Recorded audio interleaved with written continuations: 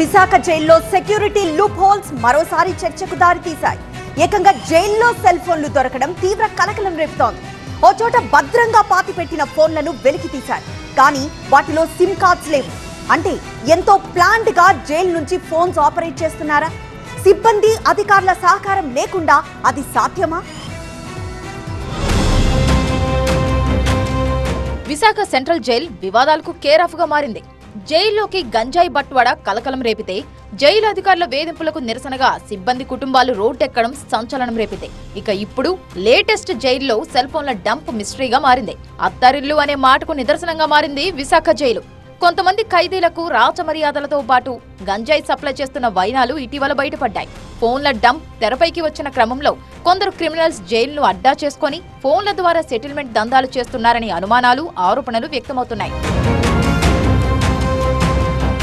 ఇక సెల్ ఫోన్లు దొరికిన ప్రాంతం పెన్నా బ్యారక్ కు అతి సమీపంలో ఉంది. కాళ్లలో భారం, వాపు లేదా అల్సర్ తో బాధపడుతున్నారా? ఇవి వెరికోస్ వెయిన్స్ లక్షణాలే. భారతదేశంలో number 1 varicose veins hospital Avis ను సంప్రదించండి. ఇప్పుడే మీ అపాయింట్మెంట్ ను బుక్ చేసుకోండి. అందులో వైసీపీ మాజీ ఎంపీ ఎంవీవీ సత్యనారాయణ కుటుంబ సభ్యుల కిడ్నాప్ కేసులో కీలక నిందితుడిగా ఉన్న రౌడీ షీటర్ హేమంత్ కుమార్ ఉన్నాడు. ప్రస్తుతం ఓ హత్య కేసులో హేమంత్ కుమార్ శిక్ష అనుభవిస్తున్నాడు.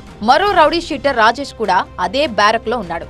జైలు అధికారుల ఫిర్యాదు మేరకు సెల్ ఫోన్ల కేసులో ఆ ఇద్దరిని అనుమానితులుగా చేర్చారు ఆరిలోవా పోలీసులు. మొబైల్స్ అయితే దొరికాయి, కానీ అందులో సిమ్ కార్డ్స్ లేవు. రహస్యంగా సెల్ ఫోన్లను పకడ్బందీగా దాచి ఆ సిమ్ కార్డులను పడేశారా, లేక మరో చోట ఎక్కడైనా దాచారా? ఇంతకీ ఆ సిమ్ కార్డులు ఎక్కడా?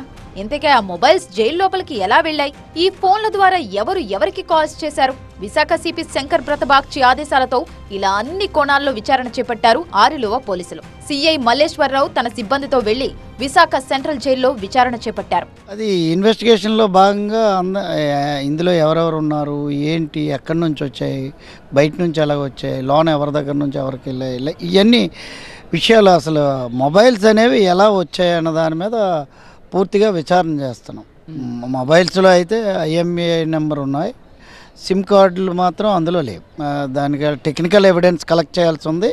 ఖచ్చితంగా మొబైల్ IMEI నెంబర్ ట్రాకింగ్ చేసి అవన్నీ ఇన్వెస్టిగేషన్ చేస్తారు. విచారణలో భాగంగా పెన్నా బ్యారక్ లోని ఖైదీలను వివరాలు రాబట్టే ప్రయత్నం చేశారు పోలీసులు. పొంతనలేని సమాధానాలను ఇచ్చినట్టు తెలుస్తోంది. జైలులో ఫోన్లు రౌడీ షీటర్లు హేమంత్ కుమార్, రాజేష్ కోసమేనని సిబ్బంది సహకారంతోనే ఈ సెటప్ ఏర్పాటు చేశారనే అనుమానాలు అంతకంతకు బలపడుతున్నాయి. నిజాలేంటి అన్నది ఇక విచారణలో తేలాలి. జైలులో ఫోన్ల వ్యవహారం పొలిటికల్ టర్న్ తీసుకుంది. సమగ్ర విచారణ జరిపి నిజానిజాలు తేల్చాలని డిమాండ్ చేశారు మాజీ మంత్రి గుడివాడ అమర్నాథ్. ఇల్లీగల్ యాక్టివిటీస్ చేస్తున్నటువంటి వారికి ఫోన్లు అంతా ఉన్నాయంటే వాళ్ళు ఎక్కడి నుంచి కూర్చొని ఏదైనా చేస్తారు.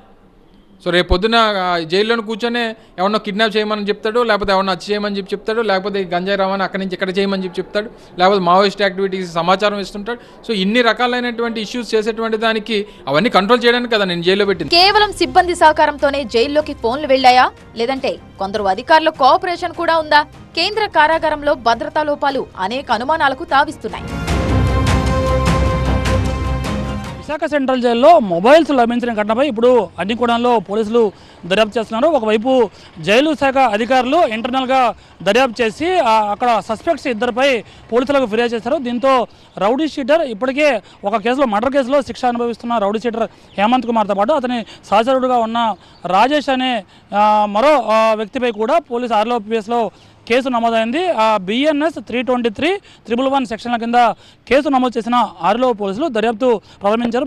మొబైల్ ఫోన్స్ బయటపడిన ఘటన, మరోవైపు హేమంత్ ఈ కేసులో నిందితుడిగా చేసిన ఘటనపై కూడా ఇప్పుడు ఓవరాల్గా ఆందోళన వ్యక్తమవుతుంది. ఈ కేసు పూర్తి విచారణ జరిగిన తర్వాత దీంట్లో పాత్రదారులు ఎవరు, సూత్రధారులు ఎవరు, దీనికి లోపల వరకు సెల్ ఫోన్లు ఎలా వెళ్ళాయి, దీనికి జైలు సిబ్బంది సహకారం లేకుండా ఇదంతా జరిగిందనే కూడా పోలీసులు పూర్తి స్థాయిలో ఇన్వెస్టిగేషన్ చేయబోతున్నారు. కెమెరా పర్సన్ బాబుతో ఖాజా TV9 విశాఖపట్నం.